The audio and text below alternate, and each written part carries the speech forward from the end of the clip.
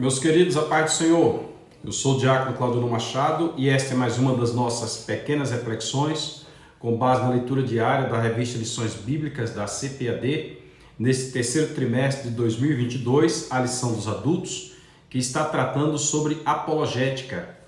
E nesse trimestre o nosso tema são os ataques contra a Igreja de Cristo. E o subtema do trimestre fala das sutilezas de Satanás nesses dias que antecedem a volta de Jesus Cristo. Então, cada lição vem tratando de uma sutileza. Observe você que na lição de número 2, porque a lição 1 foi introdutória, na lição de número 2 falamos da sutileza da banalização da graça, na 3 a sutileza da imoralidade sexual, na 4 a sutileza da normalização do divórcio, na 5ª a sutileza do materialismo e do ateísmo, na 6ª, a sutileza das ideologias contrárias à família. E na lição desta semana estamos falando da sutileza da relativização da Bíblia. Este é o nosso 6º vídeo da semana. Você está assistindo este, então você tem mais 5 para assistir. Assista desde o primeiro para que você compreenda o arcabouço de todos os vídeos que foram feitos. Porque nós estamos vendo que nos últimos dias tem entrado na igreja sorrateiramente a ideia de que a Bíblia não é absoluta, de que a Bíblia é relativa, que este texto fala com um, mas não fala com o outro. E nós precisamos bem saber fazer a exegese do texto, aplicar o termo hermenêutico para que possamos entender, compreender e aplicar a Bíblia. Quero mandar um abraço aqui para todos os alunos do CETEC. Um abraço ao pastor Josafá Batista, um abraço aos demais que compõem o CETEC, pastor Murilo, e a turma que ontem assistiu conosco aula sobre os evangelhos e Atos. Deus falou muito conosco ontem na aula, podemos compreender muita coisa e os irmãos estão aplicados. Eu parabenizo os irmãos por isso. Inscreva-se no nosso canal. Nós vamos começar agora a fazer o comentário do texto de hoje, então quero aproveitar para te convidar a se inscrever no canal. Se tem alguma dúvida, lance aí a sua dúvida, com o tempo nós responderemos, tá? Temos outros vídeos do canal que certamente te instruem, você é convidado a assistir esses vídeos. Nós, na lição de número 7, a sutileza da relativização da Bíblia, vimos na segunda-feira, vídeo que você deve assistir aí, reflexão que você deve ver, é preciso não se conformar e se transformar pela renovação do entendimento. Você precisa mudar a mente. Se você pensa que a Bíblia é relativa, você deve mudar a mente. Paulo diz: transformai-vos pela renovação do vosso entendimento. Aí você vai compreender a boa, perfeita e agradável vontade de Deus. Terça-feira nós vimos que não se pode relativizar as Sagradas Escrituras. Por quê? Porque elas são absolutas. Passa a ser, passa a terra, mas elas permanecem. As coisas que estão acontecendo no presente momento simplesmente estão dentro de um contexto maior. Tudo o que foi registrado na Bíblia, e eu tenho um livro que eu indico para você chamado Todas as Profecias da Bíblia, tem se cumprido. E a principal delas que eu acho é Isaías 66, verso 8, quando fala da restauração de Israel, do Estado de Israel, que ocorreu depois da Segunda Grande Guerra Mundial. Parece que 1947 ou 1948. Assista, entenda que a Bíblia é absoluta e a Bíblia registra também as coisas que virão no futuro, no porvir. Tudo que vem pela frente a Bíblia registra a respeito, então você precisa ler. Na quarta-feira, nós vimos que a Bíblia não muda porque Jesus Cristo é o mesmo. É o mesmo ontem, é o mesmo hoje, é o mesmo eternamente. Você deve ver o vídeo da quarta-feira. Ora, se ele escreveu, se ele inspirou os escritores da Bíblia, como Deus que é, logo o conteúdo da Bíblia é um conteúdo perfeito. Não é absoluto, não é relativo, é absoluto. Você começa em Gênesis encontrando Jesus, você chega em Apocalipse encontrando Jesus. Muito interessante. Na quinta-feira, nós dissemos que se os fundamentos forem destruídos, o que o justo fará? Como é que nós temos uma base para sermos cidadãos? Como é que nós temos uma base para sermos pais de família, para sermos profissionais, para sermos crentes? Como é que nós temos uma base de crença da fé que nós vamos para o céu? Com a Bíblia. Então, se a Bíblia deixa de ser absoluta, é como se você pegasse um balão inflável, uma bexiga cheia de ar. Você tem ali a ideia de absolutividade da Bíblia. Aí alguém chega com um alfinete e fura em qualquer lugar que ele escolher esse balão. Na hora que ele furar, o balão todo explode. Por quê? Porque se a Bíblia não é absoluta, então A Bíblia é relativa, então que certeza eu vou ter de que certo ponto ele é válido? Olha que interessante. Por esse motivo nós dizemos que a Bíblia não contém a palavra de Deus, a Bíblia é a palavra de Deus. Legal, né? Eu gosto muito de aplicar algo semelhante a isso quando tratamos da segurança jurídica. Se alguma coisa não tiver o devido respeito, não tiver o devido cumprimento, então todo o arcabouço jurídico ele perde o seu efeito. Então, o mesmo sentido eu aplico quando nós analisamos as Escrituras. Na sexta-feira, que foi ontem, nós falamos sobre o fundamento da vida cristã que deve iniciar na tenra idade. Vimos lá que Paulo fala acerca de Timóteo e diz, como você aprendeu lá atrás, nos primórdios, da tua mãe Lóide, da tua mãe Eunice, da tua avó Lóide, tal. E dissemos para os irmãos que é desde criança, desde pequeno que nossas crianças devem aprender. Porque ao crescer, como diz a Bíblia, não se desviarão deles. Eu, por exemplo, tenho um problema comigo.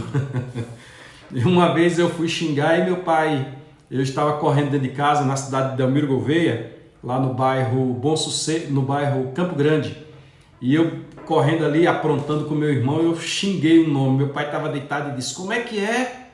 Aí eu disse, não pai, eu falei tal coisa. Ele, pensei que eu tinha ouvido tal coisa, porque se eu tivesse, nós íamos ter uma conversa. A conversa era umas chineladas boas. Meu pai nem gostava de bater chinela, era de cinto mesmo. Depois daquilo, eu fiquei com uma trava mental, que eu não dou conta de xingar, não consigo, não vem na minha boca. E olha que naquela época era comum usar vários termos de xingamento, principalmente no contexto onde eu vivia. Eu ainda não era evangélico, eu tinha no máximo 8 a 10 anos de idade. Mas isso mudou, por quê? Porque desde criança eu aprendi. Então quando a gente ensina o menino a ir para a igreja, ele vai só. O Isamitiba, que é um dos psicólogos desta área educacional infantil, ele diz que o pai que leva o filho domingo de manhã à igreja dificilmente o buscará na delegacia. Então você deve saber o que você quer para os seus filhos, para a sua prole.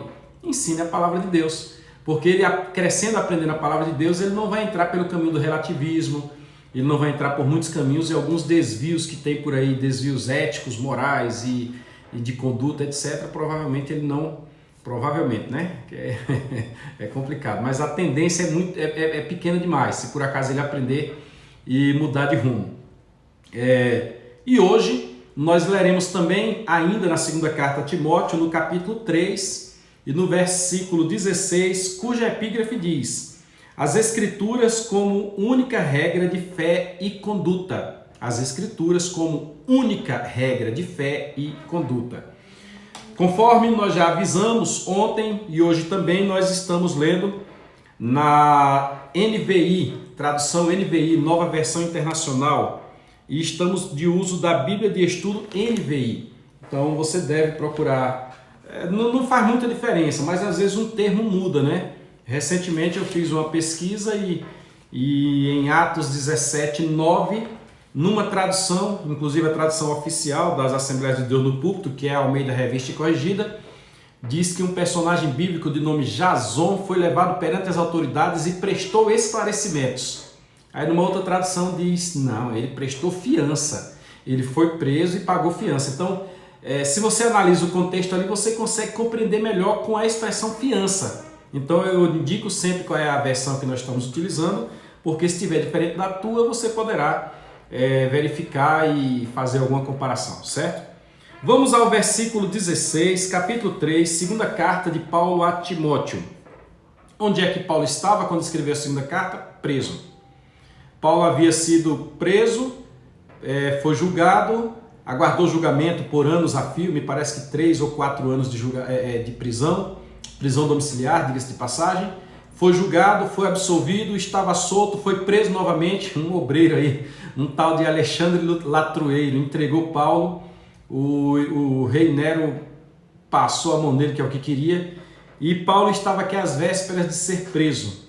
E Paulo, às vésperas de ser preso, mandou essa carta para Timóteo e ele diz assim no versículo 16: toda a Escritura é inspirada por Deus e útil para o ensino. Toda a Escritura é inspirada por Deus e útil para o ensino. A outra tradução diz, toda a Escritura é proveitosa para o ensino. Para o ensino, aí continua, para a repreensão, para o ensino e para a repreensão e para a correção e para instrução na justiça. Aqui nós temos ensino, repreensão, correção e instrução na justiça. Por que nós estamos dizendo isso? Porque, infelizmente, nos dias atuais, temos muitas pessoas que seguem orientações outras.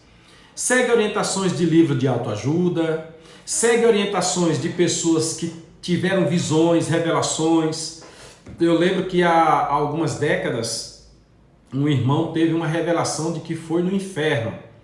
E lá no inferno ele viu coisa demais, ele registrou. E eu lembro que quando ele passou, deu esse testemunho nas igrejas, ele preparou tudo no estúdio, botou um fundo musical. Aí quando ele dizia, e naquele momento, quando ele foi para tal lugar, aí o fundo musical... E você vai para a Bíblia Sagrada, não tem nada disso. Não tem ninguém no inferno, ninguém, absolutamente ninguém. Alguém está num local separado, chamado estado intermediário entre a morte e a ressurreição, aguardando o julgamento. Estão separados. De um lado fica o seio de Abraão, nós chamamos de seio de Abraão, mas pode muito bem ser compreendido como o paraíso. E do outro lado, separado por um abismo, esse abismo pode ser tido literalmente e pode ser tido figuradamente. Por exemplo, se eu estou diante de alguém por um espelho, por um vidro, eu vejo a pessoa, mas não consigo ir até lá. Pode ser algo dessa natureza. Ou um local onde realmente Deus tenha determinado, as almas de tais ficam para cá e as almas de tais ficam para cá. Todos estão no mesmo plano, no mesmo nível, aguardando o julgamento. Cada um na sua recâmara, como se fosse uma prisão preventiva, antes do julgamento. Isso nos mostra que o vídeo daquele irmão que foi lá no inferno não tem um porquê. Os primeiros que vão inaugurar o inferno, segundo a Bíblia Sagrada, são o anticristo, o falso profeta e as nações que estiverem contra Israel na batalha na grande tribulação e especialmente na batalha do Armagedon. Abra sua Bíblia e você vai encontrar a expressão em Apocalipse que diz: e colocou à esquerda os bodes e à direita as ovelhas. E aos bodes disse: apartai-vos de mim, malditos, para o fogo eterno, preparado para o diabo e seus anjos. Aí lança eles no inferno. Você não vê eles passando posteriormente no juízo final. Porque 1000 anos depois deste evento, nós temos que ocorrerá o juízo final. E aos outros, as ovelhas diz, bem-vindos, como é que diz o texto? Possuir por herança o reino dos céus que está preparado para vós desde a fundação do mundo, tal. É assim que diz. Então, alguém segue a orientação lá do irmão. Eu não consigo seguir a orientação dele porque não tem base bíblica.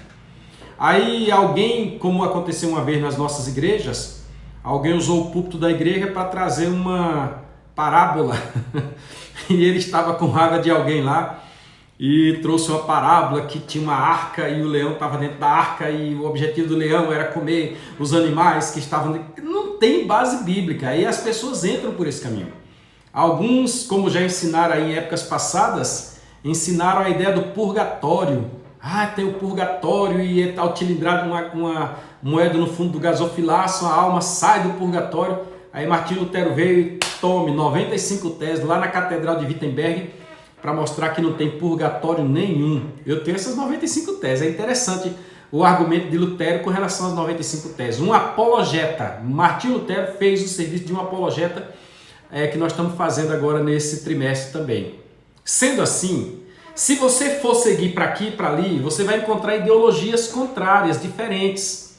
Já existe a ideologia, como alguém soltou recentemente na rede social, de que uma criança com 4 anos de idade está em dificuldade porque os pais, por exemplo, ele está ali no corpo de um menino. Estou explicando o que a pessoa disse lá em rede social. Está numa entrevista, está no corpo de um menino, mas ele quer ser uma menina. Aí os pais ficam forçando para que ele vista a roupa de menino, para que ele brinque de carrinho, para que ele jogue bola, ou a menina ao contrário. E isto é uma agressão, porque a criança tem o direito de ser aquilo que ela quer ser. Aí eu lembro que o entrevistador disse, nesse contexto, você concorda que um menor de 18 anos, 16, 14, 15 e tal, responda por crime, comete crime? Ela, não, só tem crime a partir dos 18. Aí o entrevistador vai e pergunta, mas por quê? Não, porque não tem discernimento. Como é que uma criança de 13, 14, 16 anos tem discernimento? Não tem. Então tem que responder o crime depois da maioridade. Aí o rapaz virou para ele e disse, bom, para cometer um crime ele não tem noção. Mas para escolher a opção sexual, porque, irmãos, uma criança de 4, 5 anos nem passou pela puberdade, irmãos.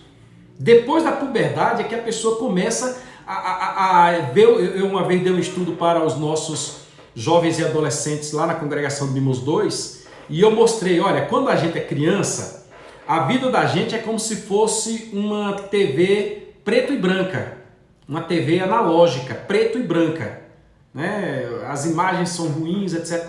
Aí, à medida que a pessoa vai evoluindo, a pessoa chega na puberdade, a TV preta e branca passa para uma TV colorida. E esta TV colorida evolui para uma TV digital, onde aumentam as quantidades de pixels. À medida que o tempo vai passando, a coisa começa a se desenhar mais nitidamente. E isso é uma prova para explicar que é a partir desse momento que a pessoa começa a ter uma noção daquilo que aquela pessoa lá na entrevista falou. Como é que uma criança de 4 anos teria a menor noção disso? A própria psicologia, falando a esse respeito, ela mostra as fases do homem e o prazer que o homem tem em cada fase. Eu acho interessante a psicologia dizer que uma criança, quando ela ainda está trocando fraldas, o prazer dela é anal. Anal é um prazer de evacuar. Ela evacua e dá aquele sorrisão. Quando eu tinha essa idade de 4, 5 anos, eu estava começando a brincar com bola de gude, que na minha terra lá em Alagoas chama de chimbra. Brincar de chimbra, rodar peão. Quando eu cheguei aos 8 anos, já fui trabalhar com meu pai, mas na hora que tinha espaço eu ia soltar pipa. Nem pensava em namoro. Como é que a pessoa vai criar ali uma ideia de qual é a tendência disso ou a tendência daquilo? Aí nós temos que a Bíblia diz aos pais o contexto em que esta criança deve ser criada. Se é menino, parabéns à ministra Damares que disse, menino nasce menino e menina nasce menina. Ponto final.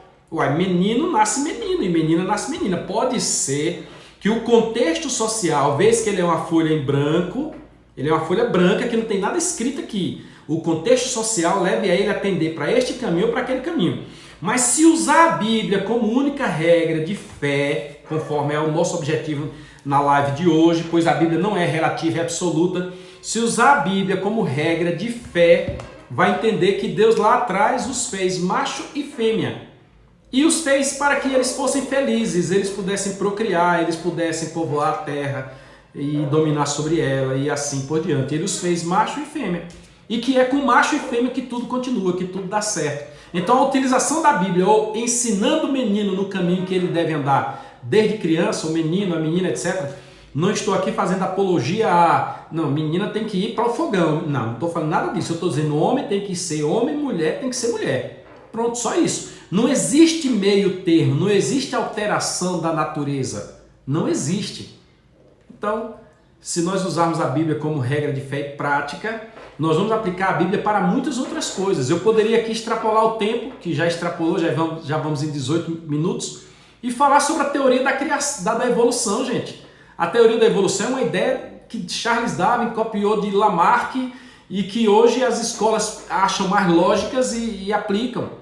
É fruto do posterior iluminismo, renascentismo, a Revolução Industrial. Eu estava recente estudando sobre a Revolução Industrial, quando os homens estavam no processo de descoberta do avião, da invenção do avião e a quantidade de coisa que eles criaram. Então, naquela época, eles faziam grandes reuniões para que alguém apresentasse suas invenções. E criaram tantas invenções que posteriormente veio com a ideia de querer alterar coisas da Bíblia. Não é tudo que está escrito na Bíblia está escrito e para o nosso proveito foi escrito. Aí vem o Darwin com a teoria da evolução das espécies e a gente acaba crendo na teoria da evolução. Quando a Bíblia fala como é que foi a criação, ponto final, foi daquele jeito. Está escrito há pelo menos 2.520 anos está escrito. Pelo menos 2.520 anos está escrito que 3.520 anos, melhor dizendo, 3.520 anos, 1.500 antes de Cristo, 2022 depois de Cristo, 3.522 por aí. Está escrito que Deus criou o homem. Então não adianta, Darwin. Faz um estudo do carbono 14 e dá o quê? Então nós precisamos fechar a semana, como eu já quero fechar o vídeo, entendendo que a relativização da Bíblia é uma sutileza que vem atacando as igrejas atuais. Se você quer saber como agir, a Bíblia tem resposta. Legal? Desculpe pelo vídeo ter ficado tão longo, mas eu te espero amanhã na Escola Bíblica Dominical. Convido você para se inscrever no nosso canal. O que você achou desta nossa reflexão? Comente aí, deixe o teu comentário. E amanhã será o Dia dos Pais. Eu também sou pai, tenho um filho querido que é o João Pedro, que é um orgulho na minha vida. João Pedro às vezes me leva às lágrimas pela forma como carinhosa e respeitosa como ele me trata. E pelos elogios. Eu tenho chegado nos locais e tenho recebido elogios do meu filho assim, que me deixa muito feliz. Então, parabéns para você que é pai, parabéns para você que Deus deu este privilégio de criar, de educar, de ensinar. Um abraço a todos e até segunda-feira, querendo Deus, quando nós estivermos diante da lição de número 8, que estará falando sobre a sutileza do enfraquecimento da identidade pentecostal. Eita! Aí nós vamos aprender um bocado de coisa. Será que o barulho é Pentecoste? Será que o reteté é Pentecoste? E por que existem os carismáticos? Que até eu tenho um livro aí que eu vou trazer para mostrar para vocês que diz assim, pentecostais ou carismáticos? Recentemente eu vi uma charge na internet onde o camarada descrevia certos tipos de crente. E quando vai para os crentes da Assembleia de Deus, ele coloca os crentes da Assembleia de Deus pulando igual pipoca. Eu sou da Assembleia de Deus e não é dessa forma que eu vejo. Por onde eu convivo, o contexto é um tanto racional. O Espírito, quando quer usar, ele usa. Vamos deixar isso para a semana que vem. Se inscreve no nosso canal. Um abraço a todos e feliz Dia dos Pais. O Senhor te abençoe. Em nome de Jesus. Amanhã tem Escola Bíblica. Não perca!